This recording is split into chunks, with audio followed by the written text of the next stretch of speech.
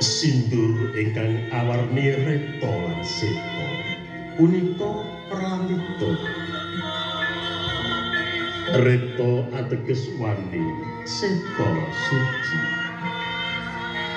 Bilih tiyang ingkang sampun bebrayan badhe tansah wani marang bebener wedi marang kanista. Romo Muhammad Yusuf Priyanto lumampah wonten ing sangajenging penganten kekalih kang pinangka pangarsane lampah. Munggah ingkang ginupita ing madya dhateng liyan anggih sang pinanganten Sarimbit.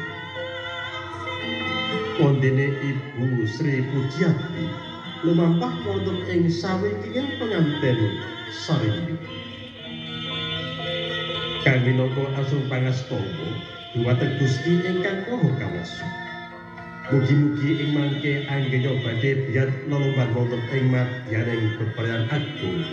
Mugi tansah panggih ing yono dhateng wonten rubeda. Paripurna sin